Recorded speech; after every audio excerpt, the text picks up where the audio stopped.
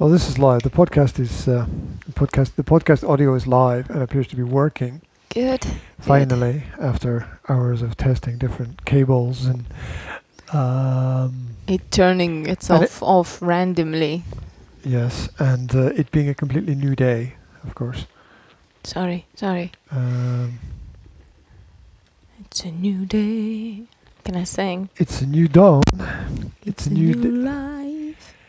For me, and I'm feeling a bit sleepy. Supposed to go. What was that? And I'm feeling good. I have no idea. Doo-doo. Oh wait. We're live on Facebook, but we're not live on YouTube. No. Because I haven't pressed YouTuber people missed the intro. Mute that. We're live on Facebook. Yay! Hi everybody on Facebook and good morning from Banska Bystrica. We are live again and we're not going to let you alone. Leave you alone. We've done it again with the podcast. We were like quiet for a couple of seconds. Yes, we were. While we fixed things. Yes. That's not but cool. You always have to do that. You always have to fix things because we don't have a technician and he is the technician and he is fixing everything up from the beginning. Not only am I fixing everything, I'm also breaking everything at the same time. It's also breaking everything, but then he makes everything work eventually. It might take hours and a lot of sweat and a little bit of swearing. Okay, a lot of swearing. Swearing? I never swear. I swear, I never swear. That would be like a cool poem title. I swear I never swear, even when I fall down the stair. One of them. What? One stair. Did I say stair instead of stairs? Yes. Is there even? You mean stair like a look? No, you can't fall down your stair. I just fell down your stair. That's poetic. Could be a romantic thing. Yeah. Right. Exactly. I just broke my heart falling down your stair. No, not said like not. You just. Did it destroy your poem? Sorry. Like shop assistant. You know, that's you ask where some product is in. Oh, was I supposed to sigh? They ram a chainsaw down your throat. Was I supposed to sigh? Like this. Let's do everything in rhymes today. Are you crazy? She was. She tried to sigh. I tried to cry. I don't know why. Because you didn't have a coffee this morning, perhaps? And then she swallowed a fly. No, I didn't. And choked. How do I get to the word die from that? And died. No, died. That's died. That's not die. That's died. Died. And Stop it! Not died as in changed colour, but okay. Died as in approached death. Approached death. didn't completely get there, but I approached it, right? We are all approaching the end. Stop it! This is supposed to be a boring, optimistic thing. And you start talking about I'm death. really confused. Facebook has no timer. Did you check the audio? No. What have you been doing? What for? I've been sharing for the last 5 minutes. I've been sharing. I don't know if don't have my thing on, so listen. Okay, that's it. Okay, so we got it. The audio is going working through there. Right. I'm confused. The podcast is saying we've been podcasting for 5 minutes. We have. Who's there? Is that me? Facebook. Is that me watching? That's you. I'm watching my own live video on Facebook. Isn't that a bit narcissistic? Lean over a bit. There you go. Like that? Right. Okay. So, podcasting for 5, Facebooking for 4, and YouTubing for 3. So, Good. So there we go. What are we doing here this morning? Okay. My whole morning has not quite worked out according to plan. Oh, that thing about, needing to get extra sleep.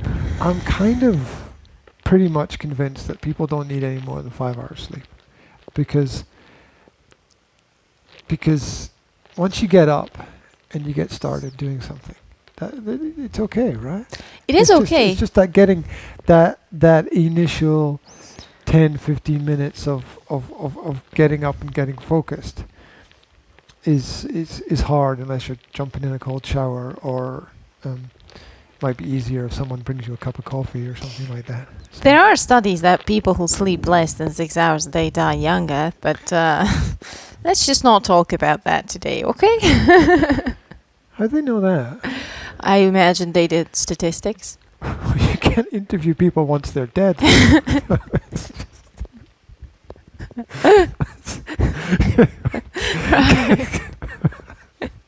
I don't. Maybe they asked them before maybe they went to hospitals and asked people in hospitals how long they used to sleep when they were young or something. I don't know. Yeah, but you don't know they're going to die, right? And if they are going to die, I mean, Well, you could just be wait and forever. see. Or, I don't know. you know. Anyway, they say that when you've got lack of sleep, generally the your statistics are kind organism of crazy, because it could be that can fix itself. if you only get 5 hours sleep at night, you're more likely to fall off a ladder or something, right? And that would be just If I get odd. less than 6 hours of sleep at night, my temper is shorter. Can you say that? Can you have a short temper? which would still be infinite, really. My patience is thinner, and Can you have thick patience? I'm forgetful. Very, When your patience very wears thick, thin, right? When your patience wears thin, Yeah, and it it does, just it gets thinner and thinner, right? So I usually have a very thick patience, but when I don't have enough sleep, it's quite thin. thick. And I tend to forget things. Have you noticed? That you tend to forget things. Yes, when I don't have enough sleep. And remember, I haven't had enough sleep for about 8 years now, so. You forget things. Yes, I forget things more. If I wrote it down and taped it to your forehead, you would still forget it. Yes. It wouldn't make any difference at No. all. You just ignore the fact that it Yes. was taped there, wouldn't you? Yes. I would forget something taped to my head, and I would just go outside with it Staped. and have. Staped. Is that like a cross between stapled and taped? People would just look at me and they would go, and I would be like, "What?" I was here's a little story, right? When I lived in London, I used to travel on the tube, and good morning, the guy who used to be the barman in Club 77. He's probably Is that his name? well, it's his name. He's written his name in Russian, and I can't read Azbukan. Ow. So And I can't see who that is. and Anyway, he doesn't speak English either, so I don't know why he's watching this, but he was a very, wait. he was a I'll very nice come up man. with something in Russian. Wait. Wait. Zdravuyutye. Is that a word? No. Sounds Russian. Comrade. You could say. Russian. I don't know. I forgot everything. How do you say good morning in Russian? I have no idea. Anybody know how to say good morning in Russian? No idea. I knew Dobrodrustvo. Right. I mean, that means adventure. Yes. Yeah. But it could be good morning, because No, maybe it could living in be- Russia is an adventure. Well, no, actually, because društvo is what you called farms, state-owned farms during socialism. You still call them that now. It's still called the društvo, isn't it? Yeah, Still there you called go. that So now. dobrodruštvo is basically a Good farm. good farm. Good farm. I'm going off for a good farm. Yeah. That's Oh, right. The word adventure means good farm. That's interesting. Yeah. Okay. That's cool. My story. I got the underground, the tube in London, right? You know, the underground train system thing, right? Yes. A lot of crazy people travel on the underground. No. You've seen them, Yes. right? You know, people with London Underground. men with handbags and women walking around scratching their crotch and no, there's a lot of weird people there, right? There's this. I was in a different underground than you were. I was obviously taking the scratchy crotchy line. Otherwise known as the Northern Line. Right. I took the Polish line. There's no Polish line. There's a Polish line, a line that's full of Polish people. Yeah, it must be a new one. It's the one that takes you to Tooting. Seriously. You tell me there's a place in London called Tooting. There is a place in London called Tooting. There's also... Wait, no, we lived in Tottenham. And... Where all the crazy people live. There's a lot of Polish people in Tottenham. There's a lot of ham in London. The football team there is called Tottenham Hotspur. Isn't that a weird name for a football team? Tottenham Hotspur. Hotspur. That I just think sounds like I don't want to know what it sounds like. I know what it sounds like. Sounds like some kind of Thai massage spa wellness center. Film. You could put the word film after anything that a person says. But that would actually be very funny, you know. For about 10 seconds. Anyway, this I never finish my stories. It's funny, neither do I. Do you like my cup? That's because we keep interrupting each other. Put it in front of your face there, so that. Thanks. Do you like the cup? If you're watching on YouTube and we're not looking at you, it's because we're looking at them. Because there's more people there than there is there. So if you get your friends to watch this and you'll be more than they are, then we will look at you rather than at them. You can ignore her English mistakes. You be more than they are. Or you be more than they are, me hearties. I do have pirate ancestors. Hoist the mainsail. We be travelling on a dobrodrustvo. A good farm. A good farm.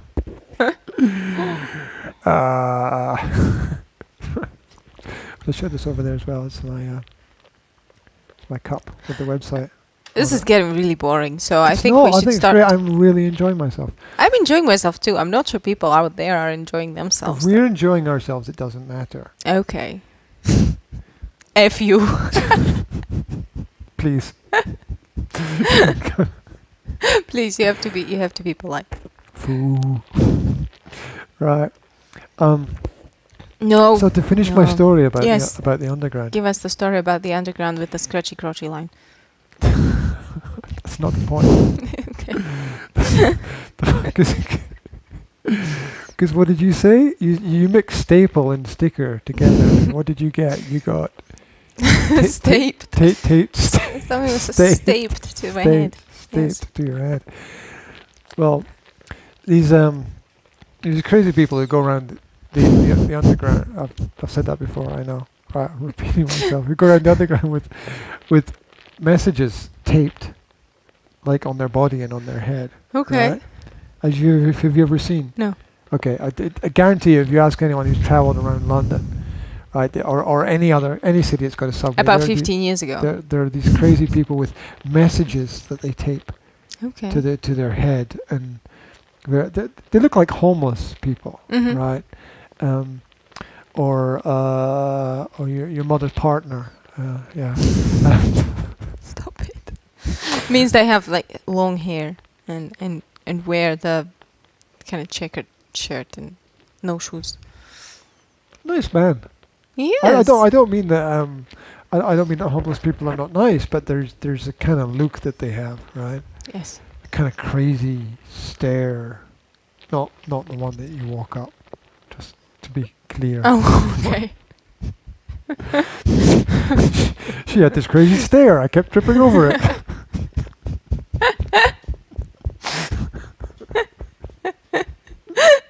Are you sure it's a good idea to do this in the morning? I think it's a great idea. I'm crying.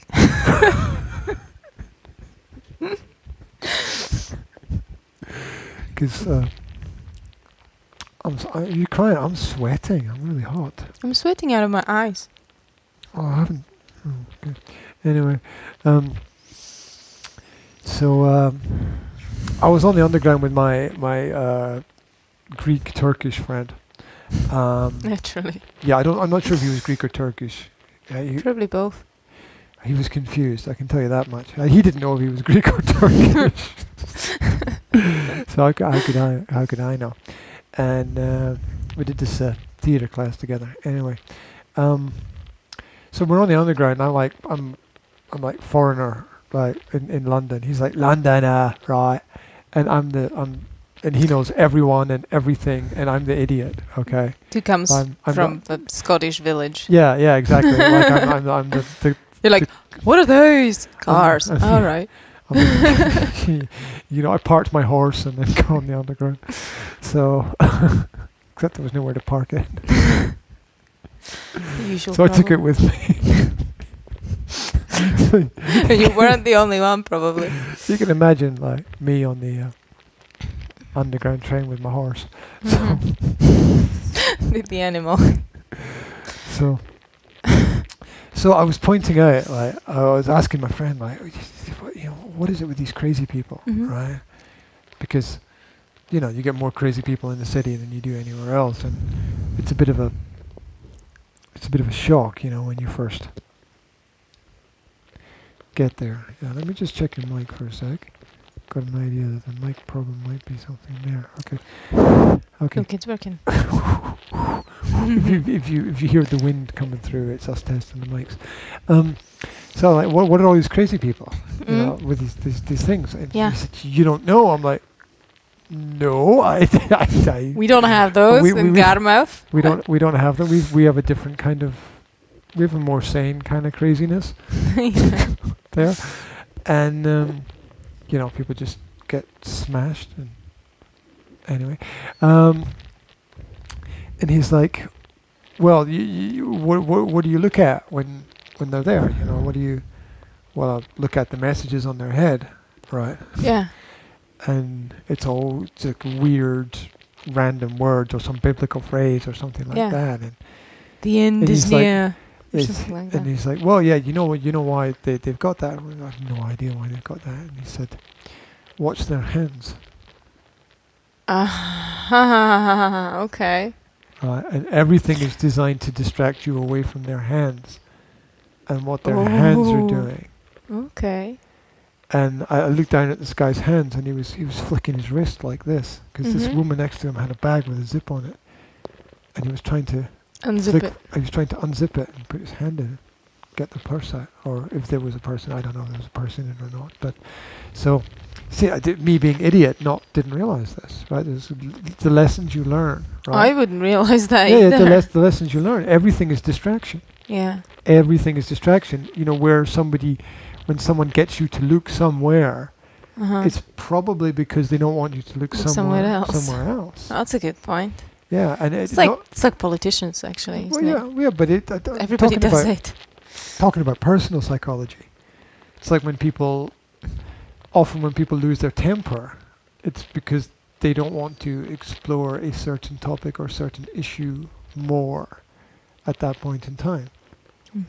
And so, everything is distraction. Now, that was like one of my first lessons in distraction. Nobody had ever pointed this out to me before. Nobody had ever said this. How'd you get to like 20 years old, right? And nobody has pointed out to you the basic principle of distraction. That's how I got my stuff stolen, actually, in Bratislava. Well, I've spent a lot of time in London, right? And never had any problems with anybody stealing anything, right? And because you had nothing. And then I go through Bratislava, and I spend one day in Bratislava, not even that, right? I was just passing through. I was just going to the airport and back. And on the way back, I looked at a map, and that was a mistake, obviously.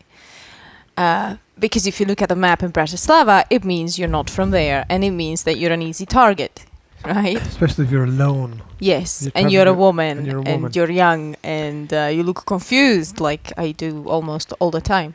And this guy comes over. Still, nothing has changed. And this guy comes over. Oh, can I help you? And I was like, yes, I have no idea where I am. And he kind of, moved. Can I help you? Moved towards me. Can I help myself? And he was like, oh, let me see. Well, we're here, and here's the station. And he looked a bit confused. And I was thinking, oh my God, he's probably not going to help me here very much. So I was like, okay, thank you very much. I closed the map. Confused people are not helpful. There we go. I stepped on the bus and realized that while he was helping me, he was helping himself to my wallet. He managed to unzip my backpack. What an MF. And take my wallet out. And I have no idea how or when. And you don't understand how you didn't notice that, right?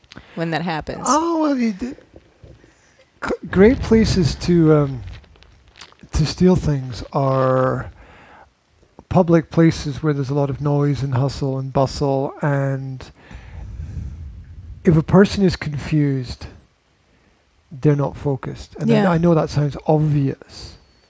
And if you're watching the video, I keep holding my my left ear because the mic keeps going down. Keeps going into my mouth. Does it? It does. My mic, my beard actually. Now that my beard's got longer, it's rubbing up and down on the mic, which is kind of not. My mic keeps dropping down to my chin because it's so heavy. Because you stripped another mic to it. I strapped. Sorry. I did. I should know.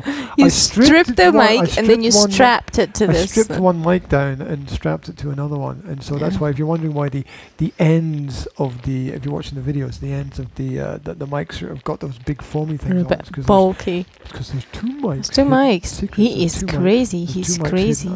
He was sitting here with two sets of pliers, ripping apart a set of headphones just to get the mic out. Yeah, and you were holding the light so that I could see what I was doing. He had this crazy stare in his eyes. The one that everyone kept tripping over. Yes, exactly. Oh dear, language jokes. How base. How base. Yeah. How backwards is that? Right. I found an interesting parenting article. Welcome to Practical Parenting. Would you like to talk about parenting? We're 20 minutes in. Welcome to Practical Parenting. I found an interesting article today, and I would like to know your opinion about it, because I know that you come from a more traditional upbringing when it comes to, rules and discipline and stuff like that, right? Okay. You were stuff like that. Stuff like that. You were always, I think, you were brought up in a way that was more. How do you say it? You're right there. More. Don't shake the cables. I'm serious. Don't shake the cables. Oh, look at that! You've got your computer here. I've got my computer here, and I have the mainstream parenting myths. The mainstream parenting myths we need to forget here. Excuse me. The mainstream parenting myths we need to forget. Yes. Also, it is from a blog called "Happiness is Here: Free Childhood." Happiness is here. Yes. 3 or free? Free. Free. F. Free. As in frog. Free. Free, yes. Well, and here's a list of myths in parenting that are very, F is for frog. Exactly. G is for me. That are very generally believed still, right?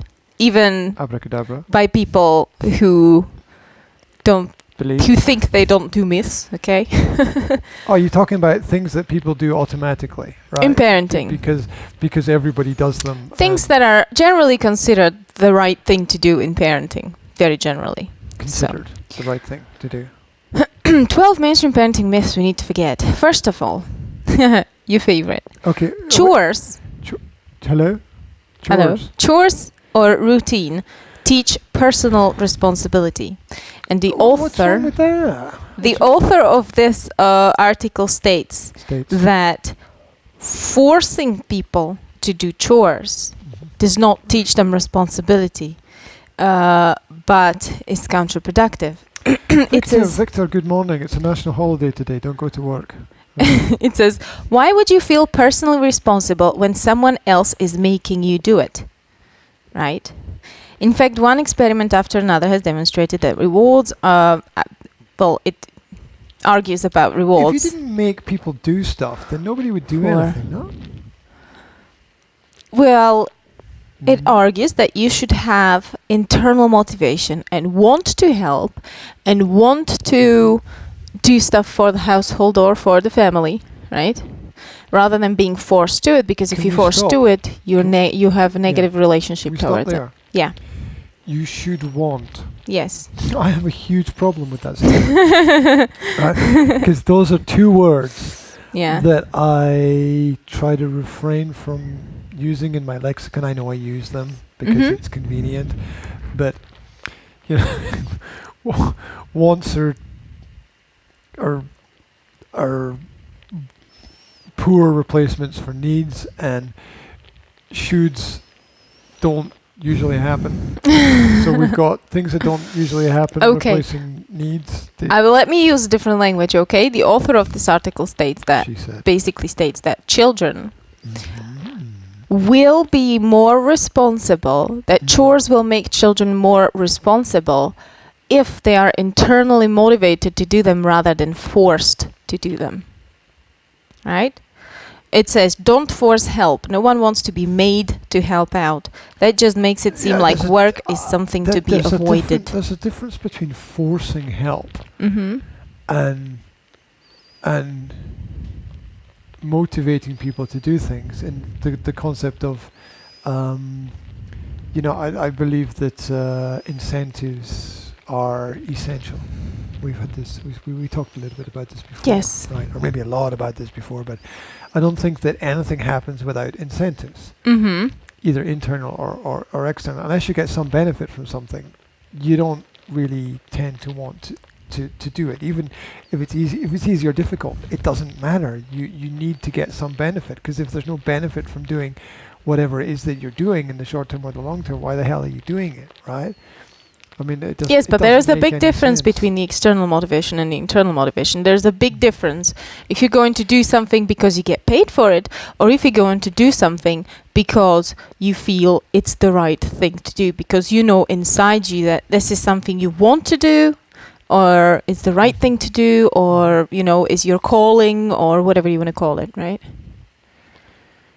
There is. I'm pretty sure there are studies that prove that's a myth. There's no such thing as a calling, in my opinion. You think? It's all mythical. Because when people say, I've heard. Like, here's the classic example. You're a teacher. That's wonderful. Why did you choose that profession? Well, it was. I felt it was my calling. That doesn't actually mean anything. I mean, who called you? Nobody called you. Right? Well, I had this inner voice inside myself. Well, no, there is no magical inner voice, but at some point in time you feel that it's something that you want to help, that you feel that it's something that you are good at and that you want to give out to help people. Yeah, but the idea of the calling, right? the idea of the calling is that would you still do it? Like, if it's a calling, would you still do it if you weren't paid? Well, probably not. Well, then it's not a calling. If I didn't need money to survive, right? Which is an impossible... remember I talked about practical situations and impossible situations. It's not impossible. It's not impossible. We had a teacher, at school, who had an extremely wealthy husband, right? She was extremely well off, and she did the teaching only because she actually liked to do the teaching. As crazy as it sounds. Okay, so that's one person in a million, right? I mean, that's kind of... Well, I'm just telling you that it's not an impossible situation. There are situations where people do stuff that they don't get paid for because they feel they want to do it. For example, I don't know, what do volunteers get out of their work? Nothing. Exactly.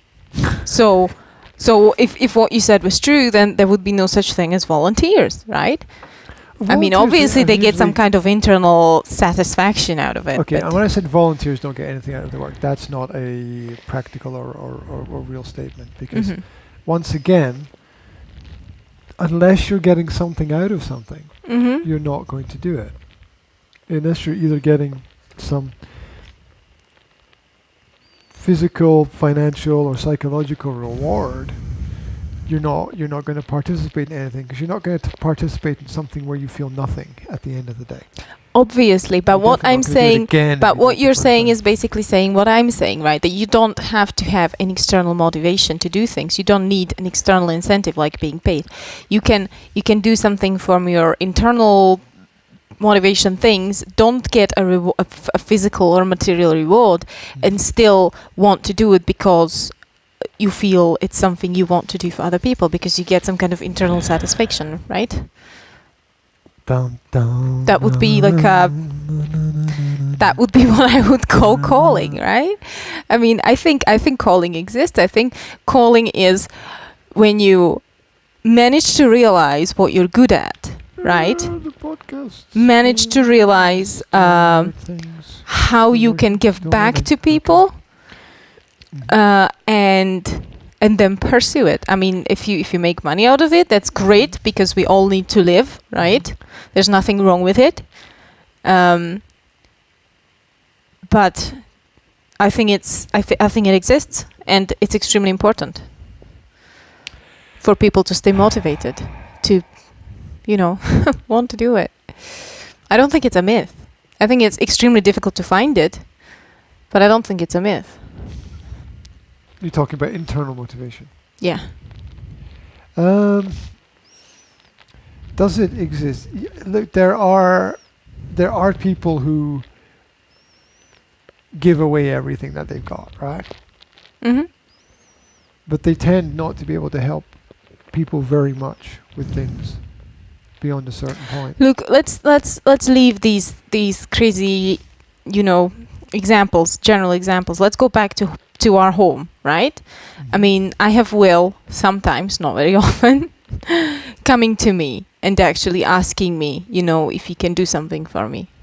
Like if he sees that I'm not feeling well or whatever, sometimes he comes to me and he says, can I help you, or can I bring you anything, or can I cook you anything, or whatever else he can think of, right? And he doesn't do it because doesn't do that with me. he doesn't do it because he's being forced to do it, or because I promise him a reward, but he does it because he likes me, right? And he sees that maybe I need help. So I think the author of this article thinks that by modeling helpfulness and responsibility, you can actually teach young people, teach children to participate in running the household without having to force them to do it or bribe them to do it. Yeah, modeling is another way of presenting ideas to people. I actually think that rewards have had a negative influence on Will to a certain extent. It depends what kind of reward, and it also depends if we're, if the synonyms, if reward and incentive are synonyms or not. Because too many times I have heard him saying, what do I get if I do this? I've heard him say that, yeah. And he says it with things like, I've often thought myself, what do I get if I do this? But he does it with things that he doesn't have to ask that. For example, reading, right? He would some books, like the comics that you gave him, he would read because that would feel like a reward to him itself. But sometimes he's like, well, I'll read this book, right? I'll read Harry Potter. Normally he would read it because he likes it. But hi, Elena, welcome to the conversation. Hi. He would read Harry Potter and he would go like, right, I'll read 20 pages of Harry Potter. What do I get if I do that? And I think there's a wee problem getting in the picture there. Well, what do I get if I? Yeah, well, okay, yeah. You should be reading just for the sake of reading, right? Right. I mean, but you also read because you get some joy from it. Yes. Yeah, or you get some information from it, Yes. which is useful. So Yes. there's a lot of different things happening there. Yes. Yeah, there's a negative thing connected with rewards and incentives for sure. I mean, you can completely miss the point of doing something. Yeah, exactly. If you incentivize too much Well, do I or say too many things, then they lose. They don't understand that. What's the point in doing I the say that actual to Will thing? sometimes, that you do it just because You do it. you do it just because it's the right thing to do. It's a Yeah. good thing to do. There's nothing more to be said. So I think in some situations incentives are good, but all in all, in especially in things like reading or learning, I think that should not be incentivized, because if you do that, then what is the difference Well- between you saying, okay, if you learn this, you can watch a movie, and what is the difference between saying at school, if you learn this, you'll get an A? Well, you know Right. that there are studies that show that paying people to do a job produces a worse result than if the person does the job for free. Yes, I have heard about those studies. Actually, I So- think you told me about them. That's kind of interesting. So external rewards, it's worth a read. So as a I've result, never- don't ever pay anybody for anything. I've never read anything by Alfie Kohn, but I would like to maybe We've- explore him. Do you remember? We've watched a lecture, I think. Yeah, I forced you to haven't sit we? down and watch one of the parenting. Because I'm beginning Parenting beginning to kind of gravitate towards the Keywords, key phrases, Alfie Kohn. He's No. cool because he's done all the studies. He's got all the stats and the numbers. yeah, exactly. I'm gravitating towards his no punishment, no rewards philosophy. I mean, I've been doing no punishments with Will ever since I realized that that's the right thing to do, which must have been around the age of 2, maybe. Did you punish him before? How did you Punish him? I don't know. I Where's my didn't drink? really. Have a drink? You can't really punish a baby before. That's what I'm So I saying, probably that's what I'm didn't saying. punish him before, That's but what I'm saying. I mean, you did it, but you weren't. You weren't doing it, but you weren't aware that you weren't doing it.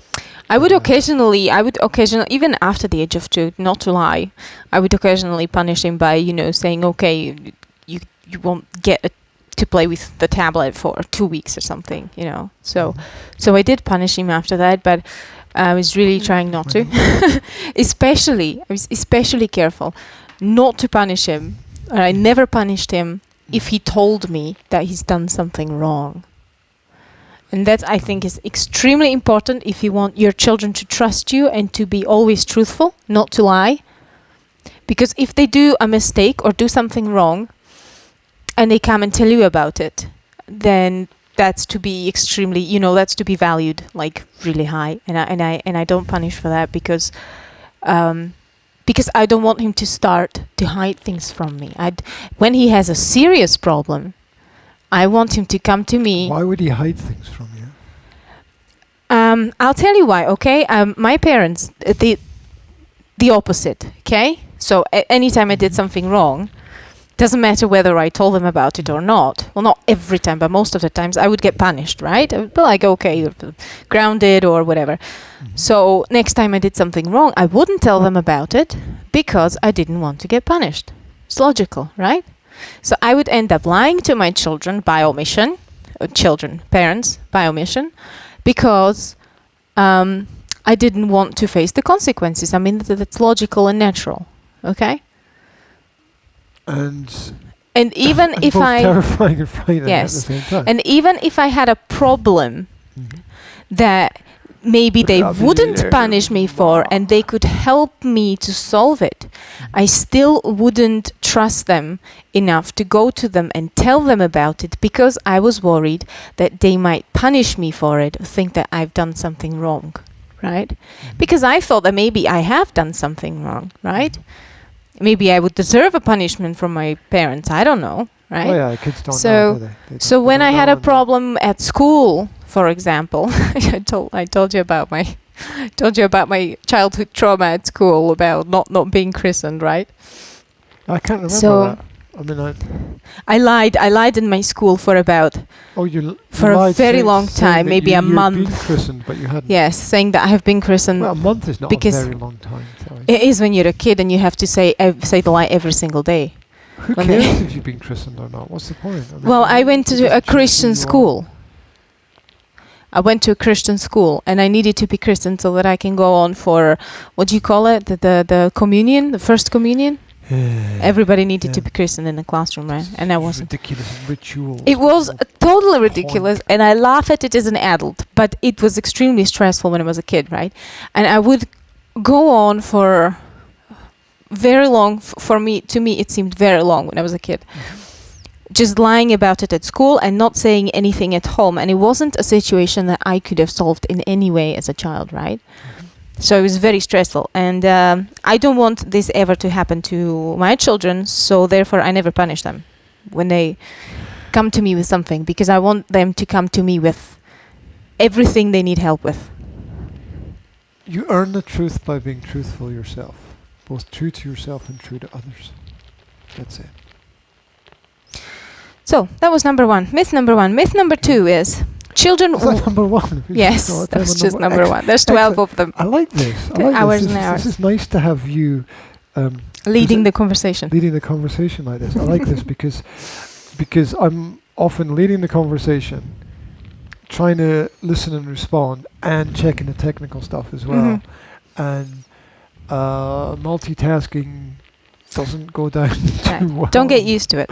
So, on my children side. want parental control. We often hear, don't know if you hear this, but I hear this all the time. Okay, now I want to talk about this, but Yeah. do you have Facebook open there? Yeah, just a sure, quick 30 seconds. sure. Can you? I want you to check click on my name there. Yeah. Mm-hmm. Go to my page, and not only is the Facebook stream on the page Yeah. there, but You want me to check the... yeah, I want you to check the YouTube link as well, to check the YouTube stream This just for one. 2 seconds, just to check that we're going out okay No problem. on both sides. No Just, problem. The audio will come through hopefully. No, we won't. Okay. Okay. Okay. Can you do it again, please? Yeah, sure. Is the volume up? I want to check out how loud it's coming out on. Okay. Okay. Okay. Is that coming through? Okay. Oh. Yeah, okay. Okay. That's cool. Just Right, to you check got that it. people can pick up the audio. Yes, on they can. That side. Oh, we look good. We look good on YouTube. Look, we're Do we? if you- light flooded. We're light flooded from the background because the sun just started shining through the clouds. Just created a word. Do you like it? Light. Sorry. Oh look, I just she's been coughed. light flooded over there. Yeah, you're all saintly, and I'm all sinner, right? And and if you're watching on Facebook, you can hop onto my stream, the Graham William Hendrey stream page, and there's also a YouTube link as well. You can check out how we look on face. You can compare how we look on Facebook with how we look and sound on YouTube, and you can pick the better stream. See, you've got a choice of 2 streams that you can pick us up on, so you can pick up the better stream. Okay, stop talking about streams. I want to talk about my There's also stuff. going to be we're also doing the podcast live at the same time as well, so that will be uploaded to YouTube and available on YouTube and Facebook. There's also I want to get to this. Just give me another 15 seconds. Okay. Yeah. I know. I updated the front page of the website nsaslovakia.com, and the YouTube stream is now on the front page of my website. So if you go to the front page of my website, right in the middle is the YouTube stream, and you click on that, and anytime that we're live, it's visible there. That's cool. So That's cool. busy as a buzzing little bee. Bee. Right. Good. So Okay. myth number 2, children want parental control. And I often hear this. Children want parents to set limits and to control them so that they feel safe. What do you think about that? Children want parents to set limits so that they feel safe. Mm-hmm. The danger is in that children don't get into the habit of regulating themselves. They lean too much on on the parents and other older people around about them, and don't get the experience which they need, which is deciding for themselves, is this a good idea or is this not a good idea? Is this safe or is this not safe? And I think children need to begin to do that at a very young age, even though it's very difficult for the parents to take a step back. You see the child climbing over the furniture. I will never forget Will climbing up onto a table and falling off onto the floor in the first flat. I remember that was my fault. That we lived in. Yes. And I didn't catch. I was standing right beside him, and he just slipped through my hands. I was standing there, and I was like, well, like this, and he just fell. Like if you're watching the video, like this makes sense if you catch it on the podcast. Sorry, I was standing right beside him. I had my hands ready, and I must have just zoned out for like 1 second, and I didn't catch him at all. It's horrible. Zoned out. Right. He was okay, right? Because he fell on a chair. There was a soft chair right next to the desk. That's how he got to climb on the desk. There's like a soft padded armchair next to it, and he basically fell onto the soft armchair and then slipped onto the floor. So he didn't hurt himself, but it was terrifying. It's terrifying for me to watch from the other side of the room and not be able to do anything about it. But so it's difficult for parents who want to provide a safe environment for their kids. Yet I have seen a lot of parents whose attention to their children borders on neglect. And yet I've seen the children gain some benefits from that because they've had to make some decisions for themselves. Now, of course, I'm not saying it's all a good thing, and each situation is individual and unique, but if children don't learn to set the rules that they need to set for themselves, and it should be introduced obviously progressively, then there's going to be self-confidence issues later on, like I see with our son, where he often looks at me before he does something to see if you approve. If I approve of it, rather than just doing something, and that's not his fault. No, right? it's not. I think that we not controlled. We controlled him. We also, I think, overprotected him as well in the first few years of his life. But it also came out of the environment where we lived, because we lived in a city right in the middle, in the center, right, where you had cars, you had roads, you always had to hold hands to get anywhere. You always had to make sure that, he doesn't get hurt or crash into weird people, or, well, everything that happens in the city, right? Crash into weird people. Yes, you had to observe him constantly. When we went to play in the play park, you had to observe him constantly, because he could just run off of the play park and onto the road or something. So he had to be observed 24/7 because of where we lived. Whereas our daughters both had their early childhood experiences connected to the village where we lived, which was a tiny village. We had a big garden, which was fairly safe, and they had the freedom to run around the garden by themselves, to run out onto the street and play on the street by themselves. Well, I watched them, obviously, but I didn't have to interfere at all.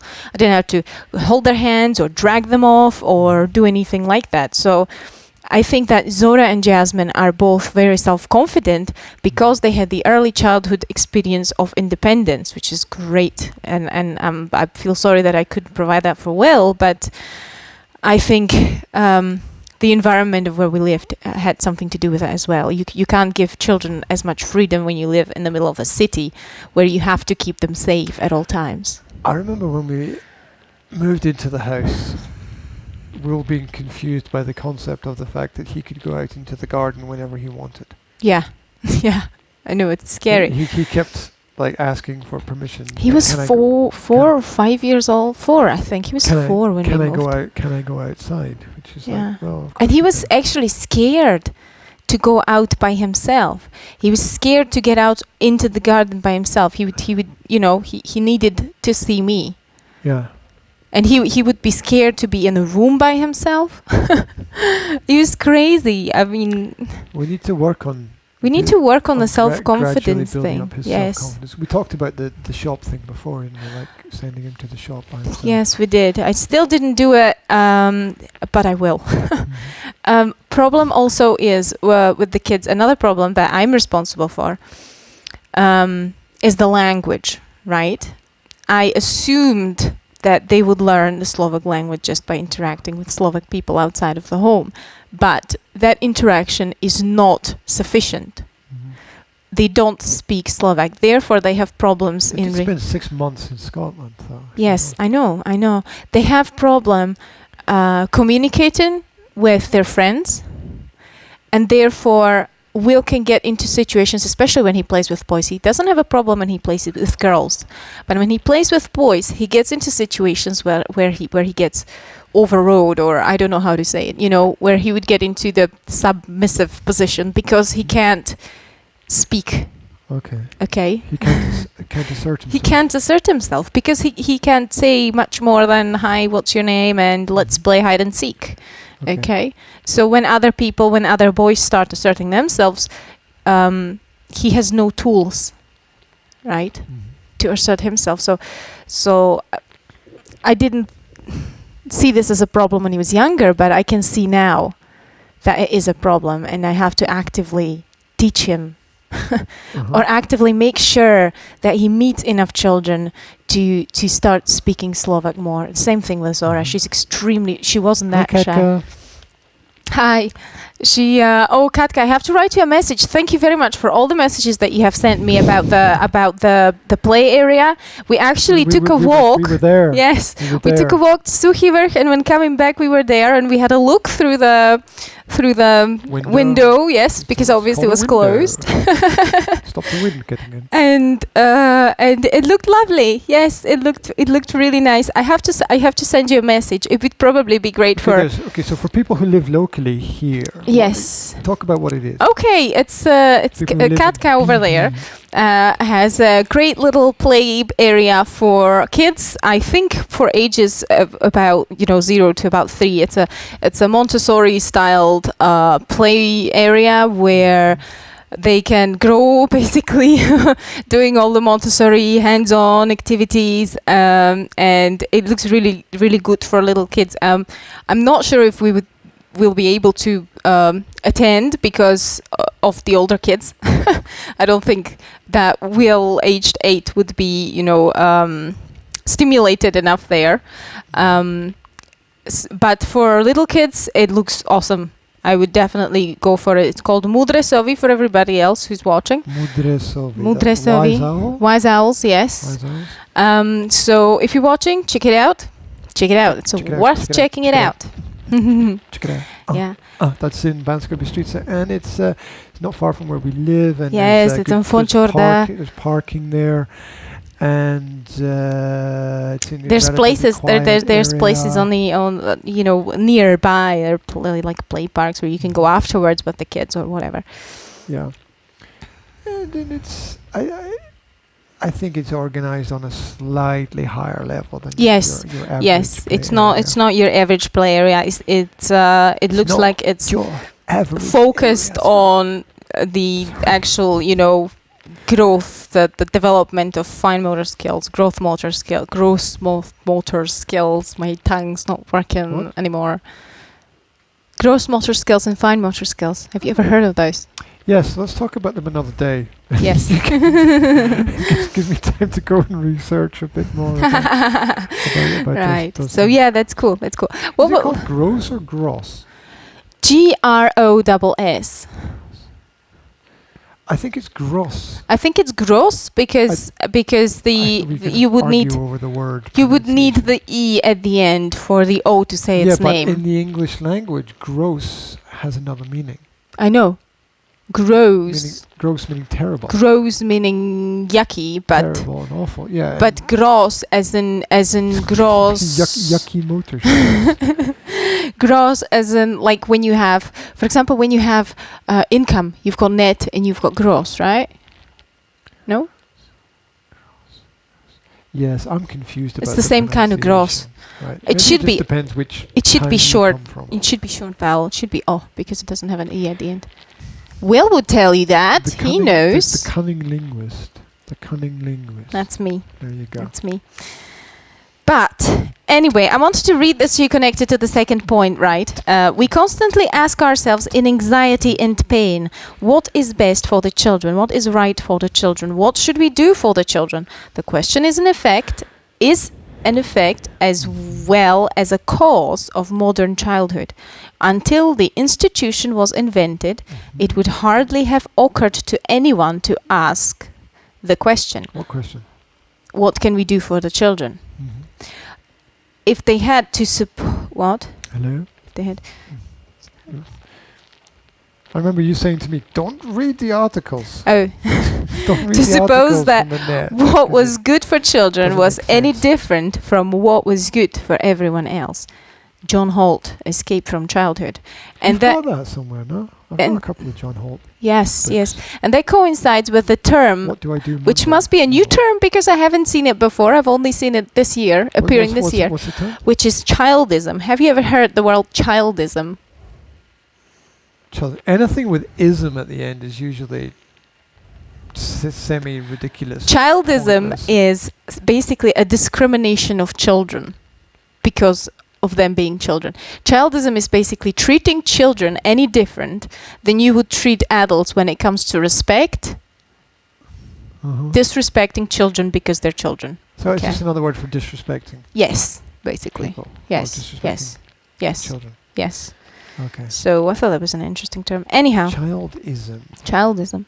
So when you That's childism. when you instill control over your children, you have to think, would I do this to an adult? You know? Would I say this to Imagine, an adult? yes, imagine. Well, that's really interesting because there's the physicality perspective where adults dominate over children because of their physical size. The size, the bigger and stronger. Yes. And so in any time that's used, it's childism. It's force, it's aggression. Yes. It's a form of violence basically because you're using your strength against someone, your physical strength against someone who you know is not strong enough to fight back, which is. Every time you say something to your child, basically, the rule is imagine saying this to your wife or to your friend or to any other adult. Imagine right? somebody else saying it to you. Exactly. Would you say to your wife, go to your room? Right? Or she has a room, of course. Or would you say sit in the corner? Yeah, exactly. Would you say would you say to your friend, face the wall? Would you say to your friend, I'm not happy with you lying to me, so I'm going to spank your arse? Okay, here's one, right? I would never say to my friend, I would never say to a friend, could you clean up what's under the kitchen table? But I would say it to the kids. I would. You would say it to your friend? Absolutely. I lived with my friends in a flat, and we would often respectfully talk to each other about mess, about order. You know, we would be like, okay, well, we should Order. just imagine you've got roommates, right? I've got 4 of them. What are you talking about? you wouldn't tell your like high school roommate go and clean up the kitchen or go and hoover. You would say, look, this place is a mess and we need to tidy up. Do you agree? Can we split, you know, what we're going to do? What would you like to do? Okay, I hate washing dishes, so how about you wash the dishes and I hoover, right? I mean, you can talk it out.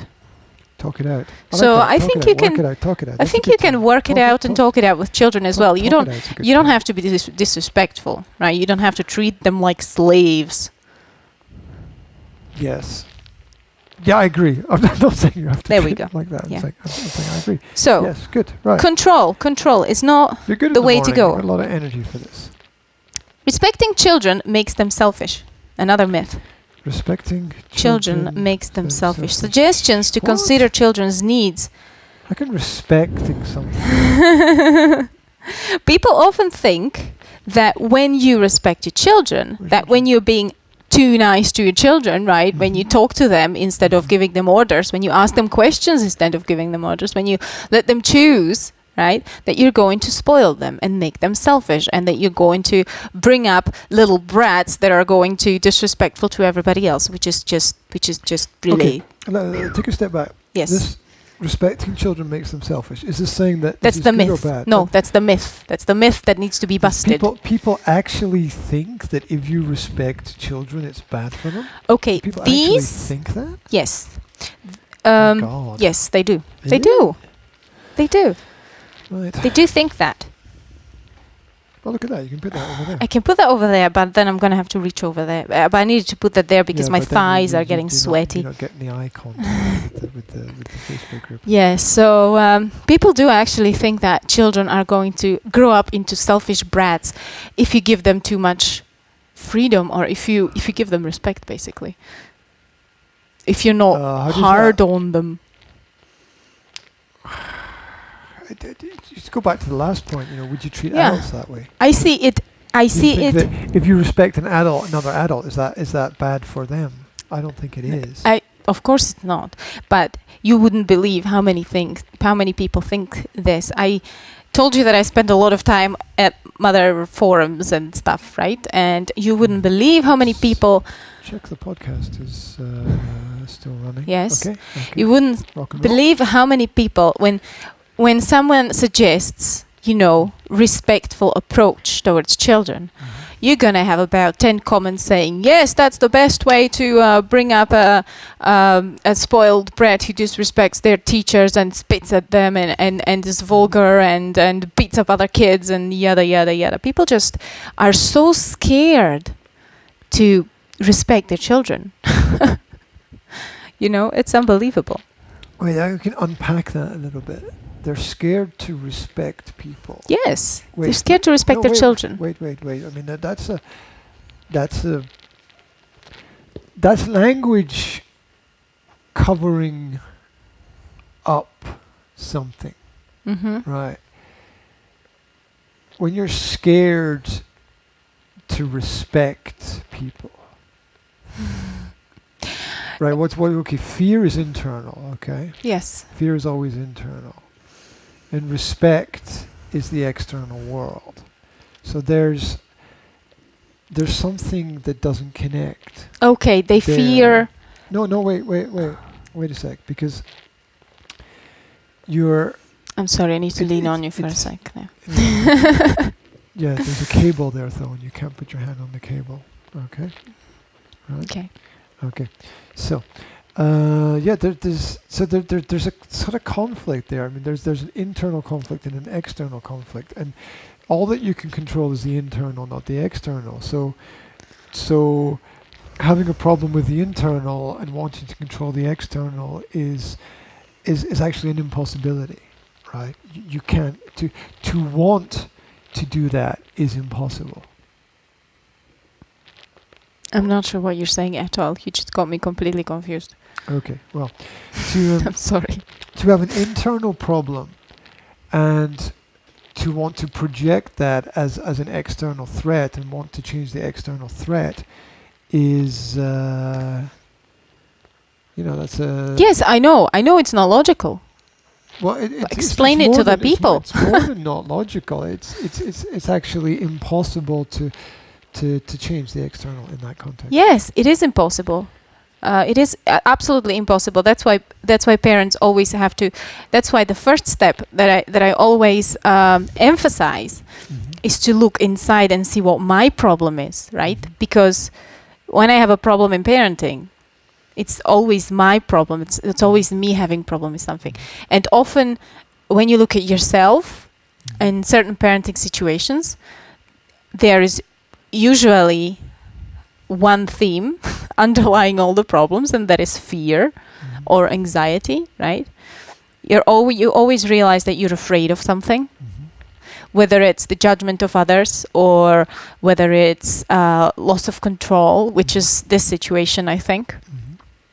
You're always scared of something, basically, when you've got a parenting problem. You have to realize what it is you're scared of, if it's a logical thing to be scared of or not, where it comes from, why am I scared of this? And if you manage to understand yourself a little bit, then you are more capable of looking at the situation objectively and realize what's the right thing to do. Okay, that's cool. If you can hear bangs and other sounds coming through in the background, the neighbours are reconstructing their flat downstairs. So downstairs, is it coming from all the way down? Yeah. What they're doing up the flat? Yeah, yeah. And you can hear it everywhere because it carries. On the third floor, you can still hear people on the ground floor working. It's the second floor. Yeah? Yeah.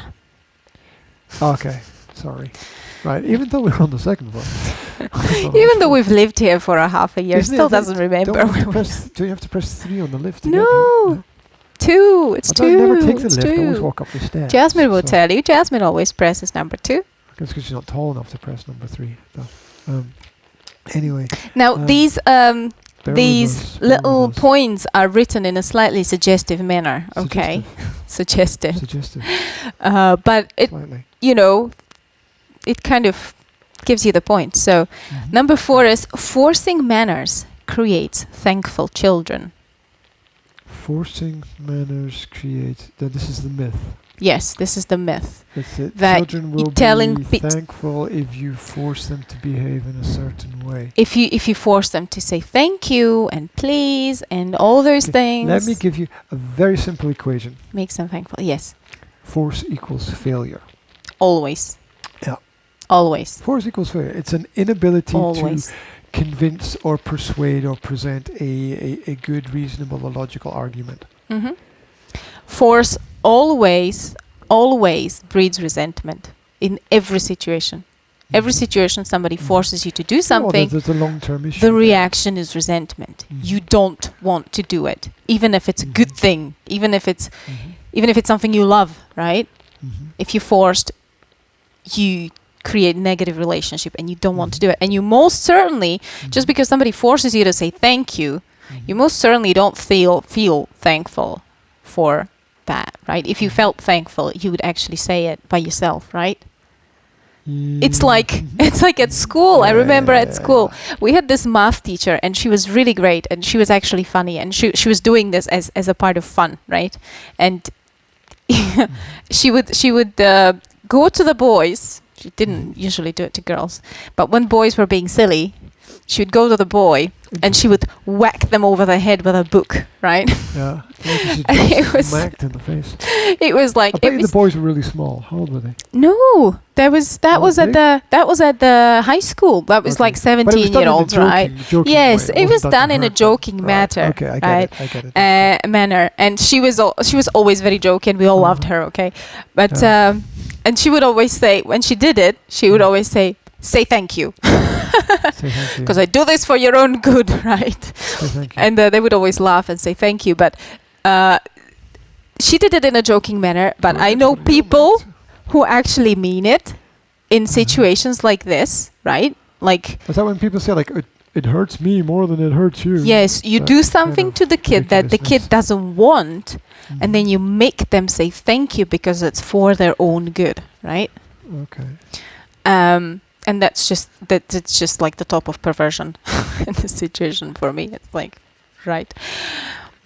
Which takes me to something. I'm being bad to you, but it's really me being good to you. I mean, yes, that's you just don't realize it. You're attempting to persuade yourself that up is down, left is right. This whole notion of this whole concept of doing something that the kids don't want you to do to them and persuading it for their own good gives you the perfect basis for abusive relationships in the adulthood, right? Perfect basis, because all the abusers in adult relationships always claim that it's for the good of the victim, right? The Okay. husband beats his wife and Yeah, says yeah. it's for your own good. Hits. I said Hit. beats. Beats. Yes. Oh, right. Sorry. Right. Hits, beats. Sorry. Whatever. I heard bites. Oh my god. No, maybe I don't know. I wasn't there, but that's the point. I mean, that's you're giving the child a perfect basis for becoming a victim in an abusive relationship when they are older. If the kid doesn't want you to do it, don't freaking do it, right? Yes. I mean, it's as simple as that. Yes. Yeah, absolutely. Force equals failure. I mean, I can Like imagine that. if it's like taking antibiotics when the child is deadly ill, then of course, yes, I would use the force then because it's going to save his life. Well, but that's knowledge and yes, experience yes. as a trump card in that kind of situation, because adults have more experience of certain situations and they have to use that experience wisely. But you have to use discernment, right? You have to realize when is it about the child's safety and when is it just about my freaking ego, you know? Keywords, discernment, keyword. That's a keyword that is not Yes. emphasized enough in the educational growth and learning processes. Discernment. So telling kids to say thank you every time that they should say thank you does not mean they're actually going to be grateful for whatever they have just received. They're just going to learn to say something that is socially accepted, but they're not going to feel grateful. Isn't that one of the prayers? Grateful for receiving something, and it's kind of forced on people that they ought to feel grateful, and it's not really a I don't true know. emotional I don't state. know. But Anyway, yeah, rather than that, I would we are suggest. grateful for what we are about to receive, but they just say Yeah, it. They're not it's the little formula that you say before you start eating, right? Oh, it's Thank it's you. the Thank you, Lord, for these things. Blah blah blah blah what do blah. you call that? But maybe they are The grateful. prayer at dinner. Yes, at the or whatever, the lunch prayer, something like that. Something. Yeah. So I guess in that situation, it might be more relevant or pertinent, definitely. yeah. Anyway, I think it's a better idea to learn them to I would say train them, learn them, teach them gratefulness, to talk about them about the actual gratefulness rather than just saying the words, right? Yes, I agree. In the I told you about this yesterday, I think. I'm not sure whether you were listening because you were fiddling with cables, but it's amazing. Fiddling. It's amazing how Jasmine, 2.5-year-old, expresses her gratefulness in situations where, for example, Will never did, right? Where I did something to Will that he didn't like, he would just complain about it, right?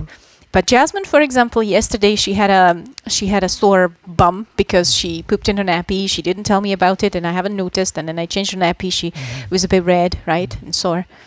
And I said, well, we'll put cream on it, right? Okay. And that situation, Will at that age would probably run away from me, and if I did it, he would probably just be angry with me, right? Okay. But Jasmine let me do it, even though she didn't like it, and then she would say thank you. Just all by herself, right? She does things like when she has a splinter and I need to take it out, Will would scream his head off and run away. And when I do it to her, she always says thank you, even though it hurt, as if she knew that I did something that was really unpleasant for her own good, and I don't even have to tell her that. So she kind of naturally understands this, and she thanks me for things that children usually don't thank you for, like brushing her hair, or you know. That's nice. Or washing her bum. It's nice to be thanked for the it's nice to be thanked, especially when you don't tell her to thank you for anything, right? Don't forget to say thank you. She just does it naturally. She naturally thanks me for changing her nappy or for putting her jumper on or just things like that. It's really cool. Okay, super cool. We've got time to do maybe one more? One or two more. How many are there? 12. 12. We can do a part 1 today, and we can do a part 2 tomorrow. Okay, this is a great one, though. This is a great one. Children, and you hear this all the time, especially when you don't have kids in schools. Children need rules and structure because one day they will have a job. The problem with that is that rules and structure don't create work, right? That's one thing. They don't create jobs. The other thing is that discipline, real discipline, is personalized discipline. It comes from you yourself. So rules are usually externally created. That's why a lot of people are advised to have their own social code or moral code or a personal philosophy that they write down and that they follow and that they stick to, because you need something permanent to hold on to. You do need something permanent to hold on to, otherwise you will drift. You will be subject to social influences and cultural influences that might not be what you need. So Yes, but we do need personal rules. We know what's usually only we know what's best for ourselves, even though that means that we need to ask other people for advice and help as well. It doesn't mean ignoring that. So it's definitely not, because you will have a future job, that's definitely not the right kind of motivation for having external structures and rules imposed on your life. exactly. People often use this in the connection of homeschooling, for example, right? Okay. For example, when I talk to a friend before, I would say, well, the kids get up whenever they want to get up, right? I let them sleep until, say, 9:30, 9:00, and they get up slowly and they do their thing. And if they want to work, we work. And if they want to write something, we write something. And we kind of, don't force it. They naturally want to learn things, right? If they're interested in something, we watch a video about it or, explore it further, just like homeschoolers do, right? Okay. And this friend would come back to me, but that's not, they don't have any structure. That's not teaching them, what are they going to do when one day they must have a job and suddenly they will have to get up early in the morning and they will need to have some kind of routine and they will be forced to do things, they won't have the choice to get up when they want and do what they want. What are you going to do then? So I think this point is mostly about this kind of reaction of people to you not having exact routines, right? Go to sleep at 7, wake up at 6, and have an exact routine. Do this. Go to kindergarten at 8. So they're basically teaching children the 9 to 5 job routine ever since they are 3 years old. Okay. Well, and the school is the same process. It's the same thing. You're training workers. Well, you're also training them to expect that these things are going to be automatically there in the future, and they might or might not be. I mean, it's a very long road to go through in life. So I think you have to be flexible and adaptable. You don't know what jobs there are going to be in the future. Well, yeah, and You what have about no you? idea.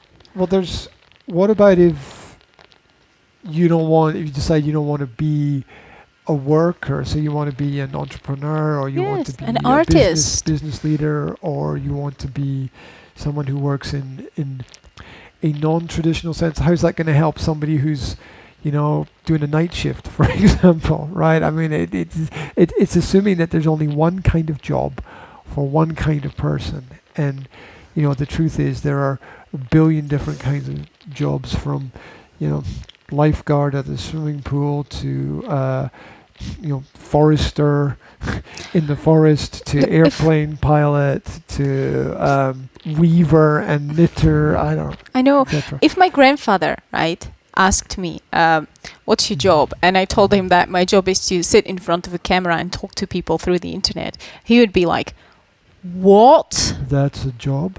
What's an internet? Right? Yeah. Because, well, my grandfather is not with us anymore, but I remember when I was a kid, he used to look at my brother's computer, this really old big box with the the classic huge monitor thing, and my brother would play his silly little games like the Dayna, whatever it was called, the Pac-Man or whatever, and my grandfather would look at it and was like, how's that moving? He was like, are you making it move in the television? He was really confused. So we are going to be like that right? In 20 years when our children start having their jobs. When all the VR tech we'll have no idea what the hell they're doing or how they're doing kicks it, in. probably, because we're probably going to be drooling, and maybe not in 20 years yet, but hopefully a little bit later, anyhow. There'll be people sitting in offices on one side of the world that are flying planes on the other side of the world, and that already exists. Yeah, and we'll be like, that's kind of crazy. This is your job? What? Right? So, exactly. so we don't know what's there. So what's the point in training them for a system that worked 100 years ago? Right? That's a good. Well, yeah, that's a good point as well, because that comes into the need to be adaptable and to realize that we don't know which markets are going to be available or are going to be around to work in the next 20 years, and how do you know that your child is not going to create a market for themselves within what they do? A lot of people Exactly. they build markets out of their own personalities, right?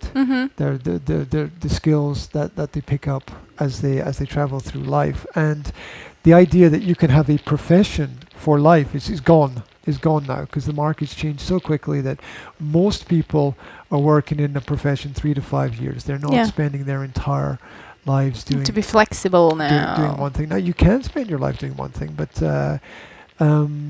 you just have to be more adaptable to change. There's more people traveling to more places for work now, and it's something that you have to expect the unexpected. There's what you can be certain about, and then there's uncertainty. So that's why it's always a good thing to train the children in critical thinking rather than in some nonsensical routines which may or may not apply in their life later on, right? Okay. Last point for today is basically the same thing. We already covered it. If we've already kind of covered it, yes. Let's save it for tomorrow and review it, okay? Because we've been online for hour 20 minutes. Have we? And there's a clock there. All right, the time just flew today. Well, that's because you were. That's because it's the morning and it's not. I'm not half asleep. I've got a feeling there's going to be a lot more banging. There's going to be the sound of drills and other things. And I'm looking forward to that. Other things going on around about. And I was thinking, why are they doing it on Saturday? And then I realized it's not Saturday. It's Friday. They will be doing it on Saturday. So. The point is, darling, when are they supposed to do it? When they're at work during the work days. Oh yeah, I get it. Especially when they do it by themselves, they can only do it at the weekends. Yeah, I get it. They've got to work on things like that, right? So with all the work going on in the background and stuff, I think we've done pretty well today. So we covered a lot of stuff. Remember, if you want to get in touch with us, you can leave us a note on Facebook. Leave us some questions. We'll deal with it on Facebook. If you catch up with the podcast, leave us a note under the podcast. We'll read that. If you find us on YouTube, on the YouTube stream, leave a note for us. Tell us what you think. Chime in with your opinion. Leave us some articles that we can look at, and we'll deal with those topics and subjects. There's also www.nsa-slovakia.com. That's a site with lots of links to a lot of work that we've done in the past, and there's a Pinterest page, and I don't know what else. There's my 21st Century Mum page, website, and group on Facebook. Charlie's in the house. Charlie's in the house. Is he? Well, Check it out. Oh. Check it. Chocolate factory. Charlie and his chocolate factory. Charlie and the chocolate factory. It always takes a while, till it clicks in. Thomas is online. Hi, yes. Thomas. A quick ad for them. Let's do a quick ad for them. The chocolate, Lyra chocolate. Lyra chocolate from Neatrize It. I'll tell you a little story about Lyra chocolate. I'll tell you a 30-second story about Lyra chocolate. Right? They were at a international competition in I think it was Hungary, right? For chocolate, and they got a silver award. They got a second prize, and the reason why they didn't get a first prize was because all of their chocolate balls got eaten. They all got eaten, of course, but their chocolate balls were not all exactly the same size. No. And the problem was there's nuts inside, Yes. and the nuts are not all the same Well, size. of course. Of So course, the balls are not going to be all the the same company size. down in the competition. What? Because Because their balls were not the same size. under European Union regulations, the chocolates all have to be exactly the same, but the nuts are not all the same, so Are you you can't make the serious? chocolate exactly the Are you same. serious? Yeah, it's crazy. It's That is totally crazy. completely crazy. It is, European Union is absolutely crazy. It's like in the supermarkets where all the apples wait have for to the be the straight same bananas. size, A right? couple of years on Straight straight bananas. Right? And This kind of curvature is not perfectly- allowed. yeah, exactly. They're gonna have these perfectly round apples. It's and just so on. sad. It's It's sad. Their chocolate is so super, super good. Yeah, I've got a by 30-second story. LYRA. He got chocolate from him, brought it home, and didn't have any of it because I ate it all in one day. Please, can we have some more? That's what we're saying. Please, can we have some more chocolate? We really like it. I'm meeting him next week, so we'll see. We'll see what happens. No, it's Yeah. good. Yes. Yeah, okay. Anyway, right. So that's it. That's it for practical parenting today. Keep in touch with us, please. It's an absolute pleasure to get to present information. We did this in the morning today. We did this in the morning instead of the evening, and I think it's better to do it in the morning. Yes. Well, Yes. I'll tell you Yes. what's it's different. Okay, it's not better. It's just different because in the evening you got the kids running around and we're tired, and in the morning the kids are still in bed right now. So Yeah. so they're getting some sleep, and that's kind of cool. We got a bit of space. It's cool. But we still have to deal with the workers in the background, so it's all kind of insane. And also, we're not half asleep. I'm half asleep in the evening. I just don't have the energy, and I can't. Yeah. In the evening, all I can think of is when will I sit down on that sofa and watch Hamish? Watch Hamish. Yes. Okay. Quite right. Quite right. Okay, people. We'll see you next time. Thank you very Okay. much for watching, and have a Okay. lovely day, or have a good night if you're in Let's- America, let's- or I Good don't morning, know. good afternoon, good evening, good night. Yes. Whatever. Okay, I'm going to shut all the systems down. So first of all, Shut down that we're going to shut down Facebook, Facebook. Thank you very much for checking us out on what I should shut down the the podcast. I should Okay, shut down the podcast Well, then. So thank you very much for checking us out on the podcast. The podcast is saying bye bye right now. Say bye. Bye.